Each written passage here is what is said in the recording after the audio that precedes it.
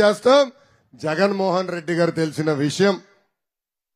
ఇప్పుడు కొత్తగా ఒక చట్టం తీసుకొచ్చారండి. దాని పేరు ల్యాండ్ టైటిలింగ్ యాక్ట్ చట్టం. అంటే భూ హక్కులు కల్పించే చట్టం. అది ల్యాండ్ టైటిలింగ్ యాక్ట్ చట్టం కాదు, ల్యాండ్ గ్రాబింగ్ యాక్ట్ చట్టం. అంటే మనం ఉన్న భూములన్నీ వైకాపా నాయకులు కొట్టేదానికి ప్రయత్నిస్తున్నారు. అమ్మా చమటోర్చి రూపాయి జమ చేర్చి మనం భూములు కొనుక్కుంటాం. లేదంటే తల్లిదండ్రులు కొన్న భూములు మనకి ఇస్తారు. లేదంటే తాత ముత్తాతలు కొన్న భూములు కూడా మనకి ఇస్తారు. ఇదేదో జగన్మోహన్ రెడ్డి గారు ఇచ్చినట్టు ఆయన ఫోటో దానిపైన. ఎందుకబ్బా అంత బిల్డప్? మళ్ళీ సర్వే చేస్తే ఆ సర్వే రాయలు కూడా ఈయన ఫోటో. ఫోన్లే ఎక్కడికి వెళ్ళినా ఆయన ఫోటోలు ఇష్టం అనుకున్నా. తర్వాత చట్టం బయటకు వస్తే నేనే భయపడ్డా. ఆ చట్టంలో ఏం రాసిందంటే ఒరిజినల్ ఆయన పెట్టుకుంటాడంట, జిరాక్స్లు మనకిస్తాడంట. ఇంతేకాదు ఆ చట్టంలో ఏం రాశారంటే మనకేమైనా భూ వివాదం ఉంటే కోర్టుకి వెళ్ళలేమంట, అధికారులే నిర్ణయిస్తారంట ఎవడు రైట్ ఎవడు రాంగ్. మనం చూసాం గత 5 సంవత్సరాలుగా వైకాపా నాయకులు ఎలా మన ఇబ్బంది పెట్టి మన భూములు కొట్టేశారు. దీనిపైన గట్టిగా మాట్లాడినందుకు, ముఖ్యమంత్రి గారు నిలదీసినందుకు ఈ రోజు సిఐడి కేసు నా పైన పెట్టారు. జగన్ గారు చెప్తున్నా, పెట్టుకోయా సిఐడి కేసు, సిబిఐ కేసు పెట్టుకో, ఇంటర్పోల్ కేసు పెట్టుకో. 29 కేసులు నా పైన పెట్టావు, ఇది 24వ కేసు. కానీ చెప్తున్నా ఈ లోకేష్ తగ్గేదే లేదు.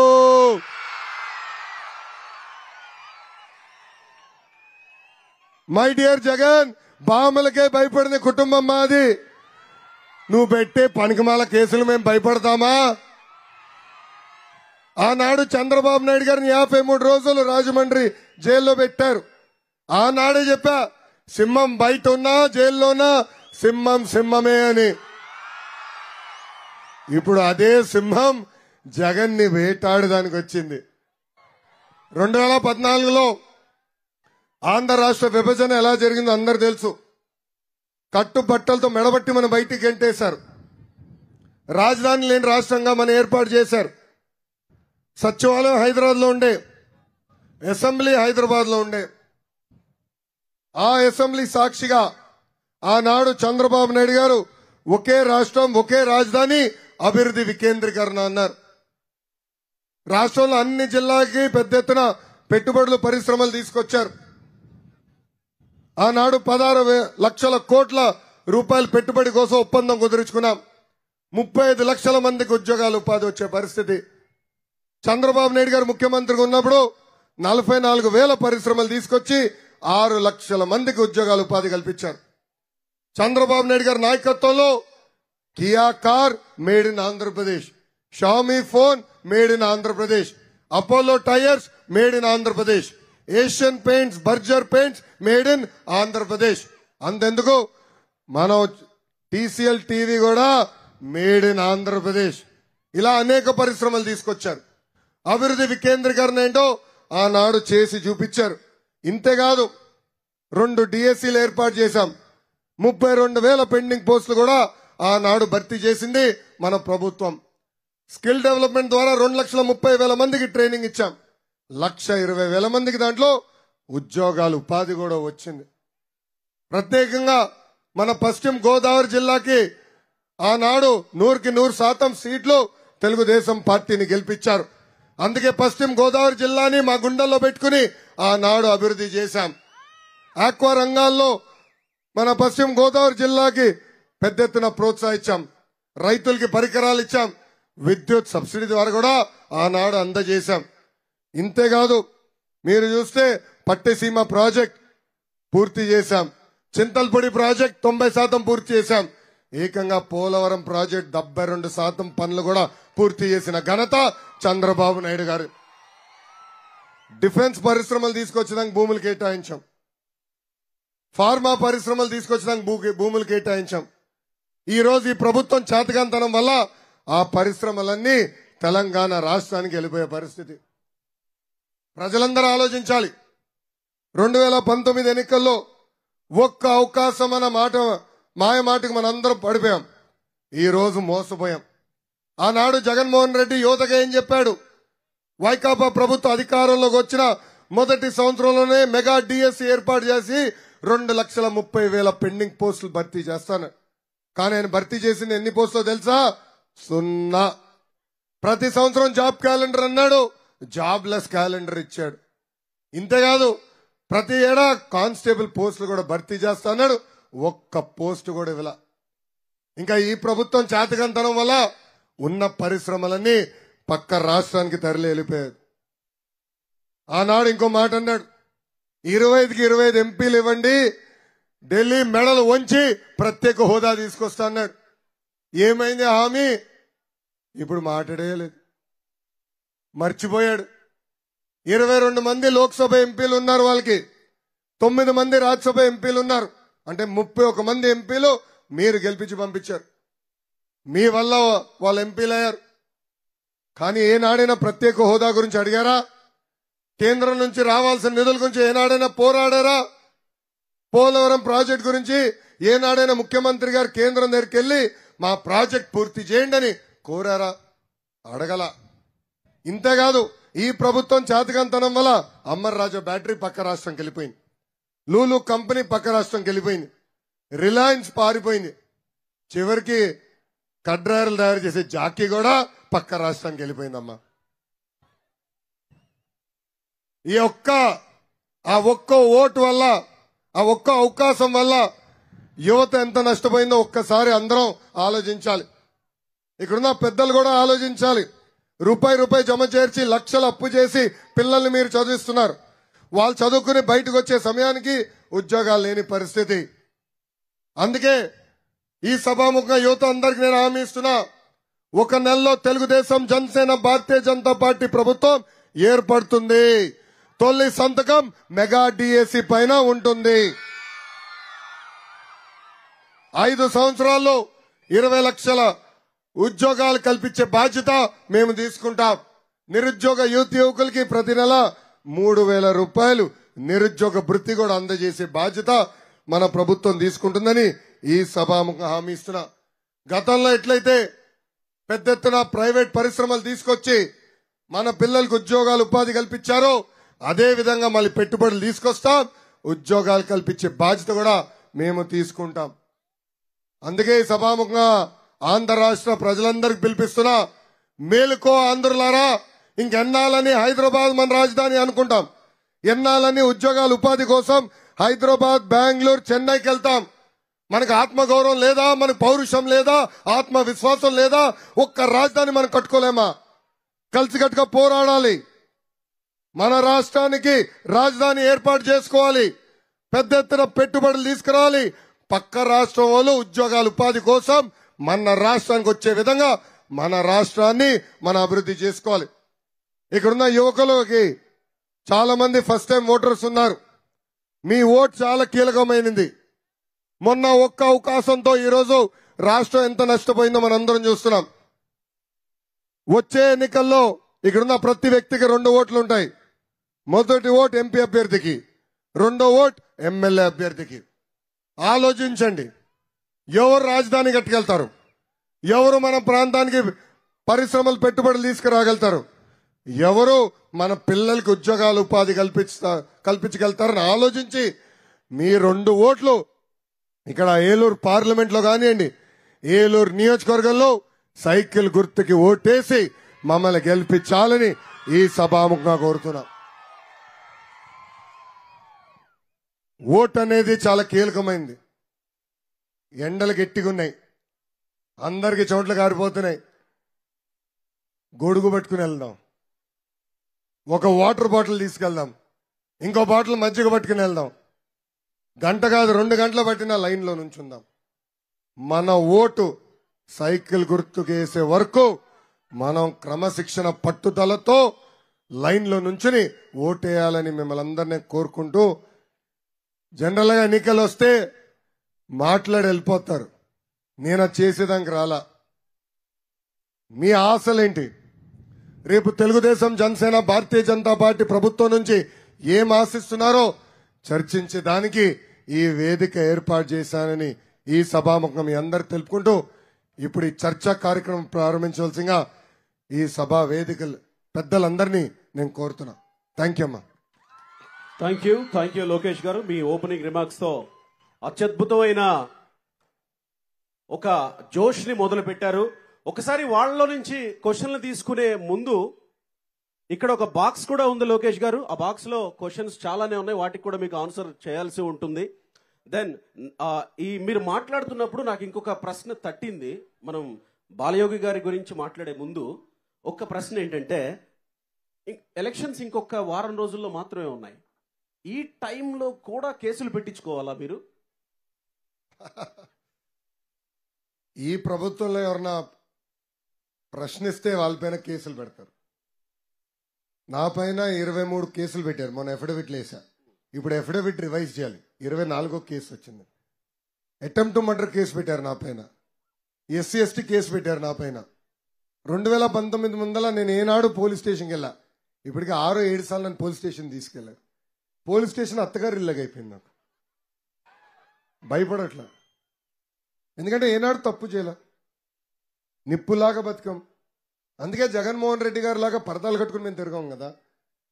నేను వచ్చే ముందర చెట్లని పాప, ఆ చెట్లు ఏం పాపం చేసినా, ఆ చెట్లు మేము నరకం కదా. సో దమ్ము ధైర్యంతో మేము ఉన్నాం, ప్రజల్లోకి వెళ్తాం. ఏనాడు తప్పు చేయలేదు కనుకనే ఈ రోజు ఈ వేదికగా యువతకి అవకాశం ఇవ్వగలుగుతాం. రైట్, ఒక్కసారి మనం ముందు మాట్లాడుకున్న ప్రశ్నలోకి వెళదాం. సో అలాంటి పరిస్థితుల్ని మళ్ళీ ఆంధ్ర రాష్ట్రంలో చూడొచ్చా? చాలా మందికి తెలియని విషయం ఏంటంటే, తెలుగుదేశం పార్టీ ఒక యూనివర్సిటీ లాంటిది. ప్రతిమా భారతి గారు కానివ్వండి, బాలయోగి గారు కానివ్వండి, ఎర్రం నాయుడు గారు కానివ్వండి, ఇట్లా అనేక మందిని రాజకీయంగా ప్రోత్సహించింది తెలుగుదేశం పార్టీ. ఆనాడు విశ్వవిఖ్యాత నట సార్వభౌమ స్వర్గీయ శ్రీ నందమూరి తారక రామారావు గారు డాక్టర్లకి, ఇంజనీర్లకి, మీడియా మిత్రులు కూడా అవకాశం కల్పించారు. అన్న ఎన్టీఆర్ ని స్ఫూర్తిగా తీసుకుని బాబు గారు కూడా డాక్టర్లు కానివ్వండి, మీడియా మిత్రులు కానివ్వండి, అందరికి అవకాశం కల్పించారు. సో తెలుగుదేశం పార్టీకి తెలిసింది ఒకటే, తెలుగోలు. మాకు కులం మతం ప్రాంతం తెలియదు. తెలుగోలు ఎక్కడున్నా అన్ని రంగాల్లో నంబర్ 1 ఉండాలనేది మా లక్ష్యం. గతంలో అనేక మందిని మేము ప్రోత్సహించాం. అదేవిధంగా ముందు ముందు కూడా మేము ప్రోత్సహిస్తాం. ఈరోజు నేను గర్వంగా చెప్తున్నా, తెలంగాణ రాష్ట్రానికి 2 ముఖ్యమంత్రులు అయ్యారు. ఆ 2 ముఖ్యమంత్రులు కూడా తెలుగుదేశం పార్టీ యూనివర్సిటీ నుంచే వచ్చిన వాళ్ళు. అది ఈ తెలుగుదేశం పార్టీ గొప్పతనం. ప్రత్యేకంగా దళిత విషయానికి వచ్చేసరికి, అంటే దురదృష్టవశాత్తు ఇలాంటివి వినాల్సి వచ్చింది, ఎక్కువ చర్చించాల్సి వచ్చింది. ఇలాంటివి మీ ప్రభుత్వంలో మీరు అధికారంలోకి వచ్చాక ఇలాంటివి వినబడవు అని స్పష్టంగా హామీ ఇస్తారా? చంద్రబాబు నాయుడు గారు ముఖ్యమంత్రి ఉన్నప్పుడు ఏనాడైనా ఒక దళితుడిపైన దాడి జరిగిందా? మానభంగం జరిగిందా? ఈరోజు ముఖ్యమంత్రి గారి ఆధ్వర్యంలో అనంతబాబు అని ఒక వ్యక్తి గంజాయి మొత్తులో అతని దళిత డ్రైవర్ సుబ్రహ్మణ్యాన్ని అతి కిరాతకంగా కొట్టి చంపేసి శవాన్ని డోర్ డెలివరీ చేశాడు. ఆ వ్యక్తికి ముఖ్యమంత్రి గారు వేయించారు ఎమ్మెల్సీ. మొన్న బస్ యాత్ర వస్తే ముఖ్యమంత్రి గారు పక్కనే నుంచుంటాడు. అంటే సమాజానికి ఏం చెప్పదలుచుకున్నారు? చిత్తూరు జిల్లాలో ఓం ప్రతాప్ అనే కుర్రోడు కల్తీ మద్యం గురించి ఒక వీడియో పెట్టినందుకు రాత్రి అక్కడ ఉన్న పాపాల పెద్దిరెడ్డి అతన్ని చంపేసి శవాన్ని కూడా పంపించాడు. అంటే అడుగడుగున దాడులు జరుగుతున్నాయి.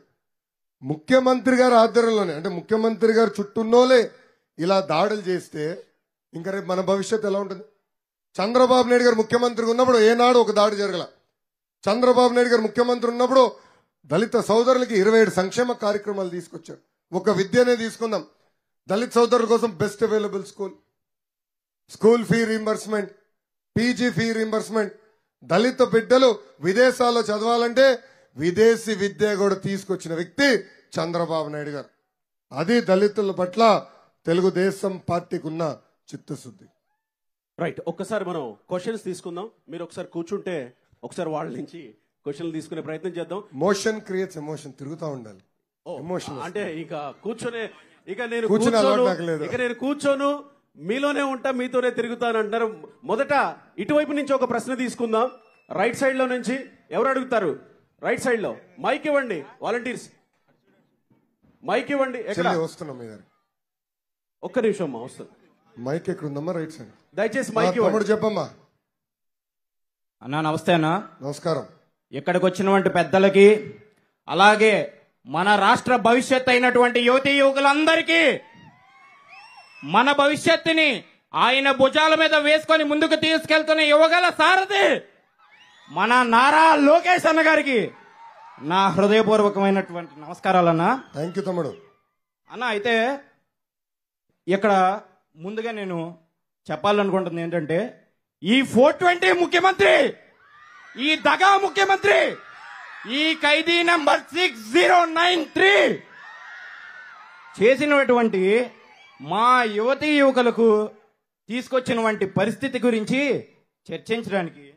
చర్చించడానికి 5 నిమిషాలు కాదు కదా, 5 గంటలైనా సరిపోయినటువంటి పరిస్థితి ఈరోజు నెలకొంది. అయితే అన్న, నాకున్నటువంటి సమయంలో నా దగ్గర ఉన్న సమస్యని నేను మిమ్మల్ని అడుగుతాను. ముందుగా ఏంటంటే అన్న, నా పేరు శేషవర్ధన్ నాయుడు అన్న. నేను బెంగళూరు అమెజాన్ అనే ఒక ఎంఎన్సీలో ఒక ఐటీ జాబ్ చేస్తూ ఉన్నాను. అయితే నేను నా ఆఫీసులో ఉన్నటువంటి ఒక తరుణంలో నలుగురు నా కొలీగ్స్, ఒకరిది కేరళ, ఒకరిది తమిళనాడు, ఒకరిది తెలంగాణ, ఒకరిది తెలంగాణ, నేను. ఓకే, అయితే ఒక్కొక్కరికి ఒక్కో రాజధాని ఉంది. ఈ ముగ్గురు కలిసి నన్ను అడిగారు. ఏమని అడిగారు అయ్యా అంటే, నీ రాజధాని ఏంటి అని అడిగారు. నా దగ్గర సమాధానం లేదు. 3 రాజధానులు అన్నారు, లేదు. అయితే అది అయిపోయింది. యువకులకి ఇన్ని సమస్యలు ఉన్నాయి కదా, ఇవేమీ పరిష్కరించకుండా ఇంకేమీ లేనట్టు ఈ మనిషి ఏం తీసుకొచ్చాడయ్యా అంటే, ల్యాండ్ టైటిలింగ్ యాక్ట్. మాకున్నటువంటి తమ్ముడు ప్రశ్న అడగమ్మా. అదే అన్న అడుగుతున్నా, ఇక్కడికి వస్తున్నా. నా పేద సోదరుడు ఒకడు ఉన్నాడన్న, ఒక పేద రైతు కుటుంబం అయింది. 1 అరెకరం మాత్రమే భూమి ఉంది వాళ్ళకి. ఆ అరెకరం భూమి కూడా లేకపోతే వాళ్ళ జీవితం ఏమవుద్ది అనేటువంటి ఒక కంగారుతో గుండె పట్టుకొని వాళ్ళ కుటుంబం మొత్తం దిగ్భ్రాంతికి గురై ఉన్నారన్న. వాళ్ళ పరిస్థితి ఏంటి? మా భూములకు రక్షణ ఉందా లేదా, మా భూములు సేఫా కాదా అని నా క్వశ్చన్ అన్న. పొరపాటున మళ్ళీ ఇంకొక అవకాశం ఈ ప్రభుత్వానికి ఇస్తే, నేను మీ బిడ్డని కదా, మీ భూమి నాదని లాక్కుంటాడు. డౌట్ వద్దు. అందుకే ఎక్కడికి వెళ్ళినా మీ బిడ్డని అంటున్నాడు. రేపొచ్చి చెప్తాడు తల్లి, మీ బిడ్డని కదా, మీ భూమి నాది అంటాడు తల్లి. చంద్రబాబు నాయుడు గారు చాలా స్పష్టంగా చెప్పారు. తెలుగుదేశం, జనసేన, భారతీయ జనతా పార్టీ ప్రభుత్వం ఏర్పడిన 2వ సంతకం ల్యాండ్ టైటిలింగ్ యాక్ట్ రద్దు చేసే సంతకం. పాత విధానం తీసుకొస్తాం. పట్టాలపైన జగన్మోహన్ రెడ్డి ఫోటో ఉండదు. గతంలో ఎట్లయితే భూ హక్కులు కల్పించామో ఆ విధానమే అమలు చేసే బాధ్యత మన ప్రభుత్వం తీసుకుంటుంది. తమ్ముడు, ఒకే రాష్ట్రం, ఒకే రాజధాని, జై అమరావతి. Next question. మరో ప్రశ్న తీసుకునే ప్రయత్నం చేద్దాం. ఇటు నెక్స్ట్ రో నుంచి వస్తాను. మీ దగ్గరకు వస్తాం. నెక్స్ట్ రో నుంచి ఇస్తారు మైక్ ఇస్తారు. ఎవరు మైక్ ఇవ్వండి దయచేసి. వాలంటీర్స్ చెప్పమ్మా. అడగండి, ప్రశ్న అడగండి దయచేసి. చెప్పు తమ్ముడు. అన్న, గ్లాస్ టు మీట్ యు అన్న.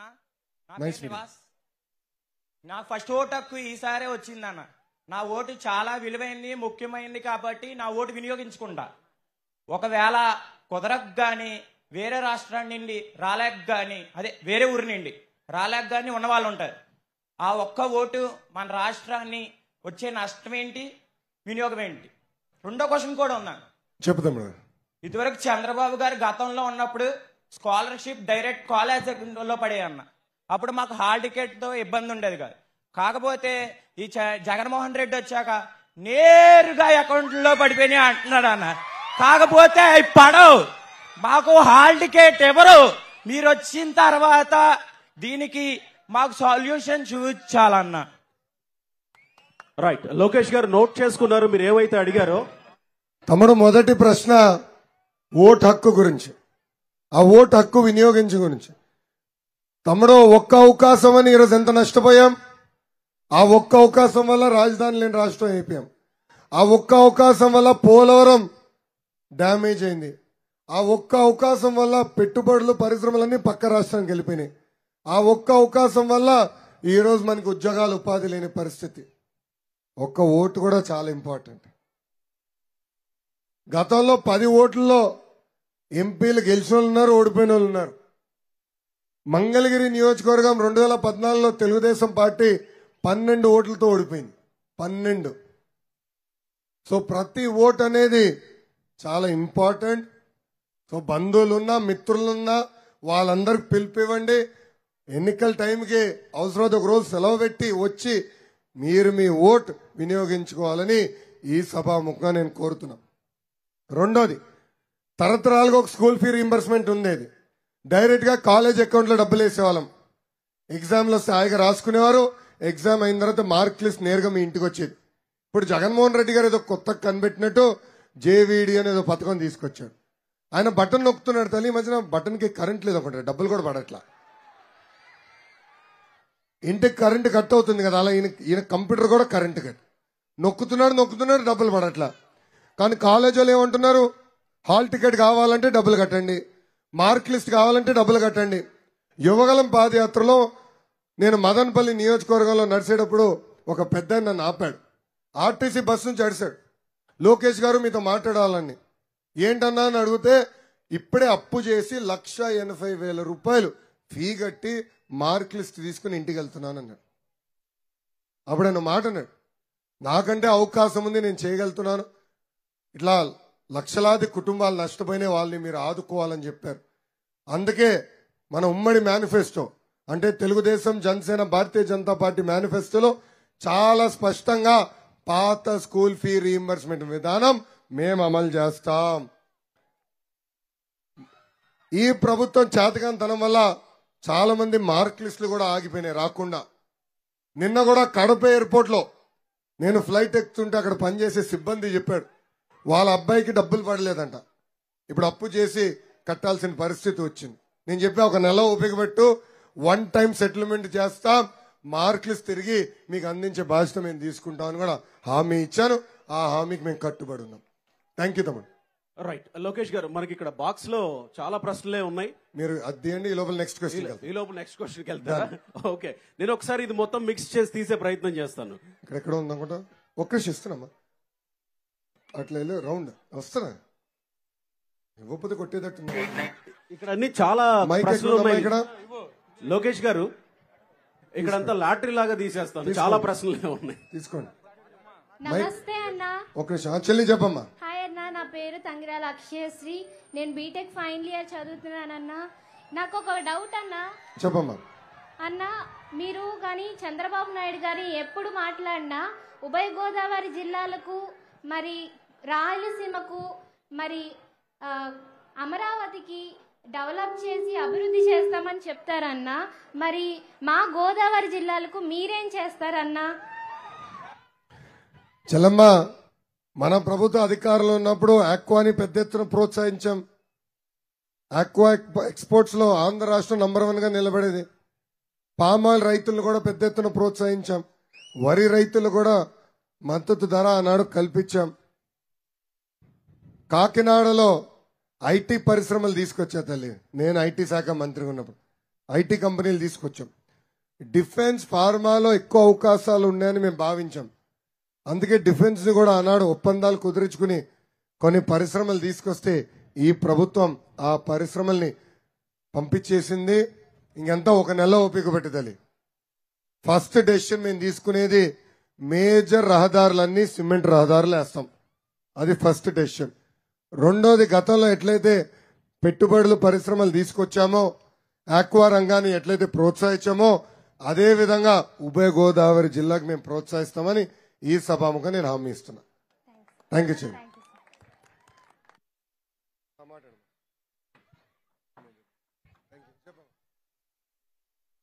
హాయ్ అన్న, నా పేరు చాందిని చెప్పమ్మా. అన్న, ఇప్పుడు ఈ ప్రభుత్వంలో లేని విద్యారంగంలో మార్పులు మన తెలుగుదేశం ప్రభుత్వం వచ్చాక అవి ఎలా అయితే విద్యారంగంలో చేంజెస్ అనేవి వస్తాయో నాకు తెలుసుకోవాలన్నా అన్న. చాలా మంచి ప్రశ్న అమ్మా. Thank you. ఫస్ట్ కేజీ నుంచి పీజీ వరకు కరికులం ని రీవ్యాంప్ చేయాలి, బలోపేతం చేయాలి. ఈరోజు మీరు చూస్తే ఈ ప్రభుత్వ అధికారులకు వచ్చిన తర్వాత మహిళల పైన దాడులు పెరిగినాయి. కేజీ నుంచి పీజీ వరకు మహిళల్ని గౌరవించాలనేది ఫస్ట్ మనం చేయాలి. రెండోది, ప్రభుత్వ పాఠశాలల్లో హార్డ్వేర్తో పాటు సాఫ్ట్వేర్ అంటే ఉపాధ్యాయులు నియమించాలి. ఈ ప్రభుత్వం ఒక జియో తీసుకొచ్చి స్కూల్స్ రేషనలైజేషన్ పేరుతో విద్యని మనకు దూరం చేశారు. ఆ జియోని రద్దు చేస్తాం.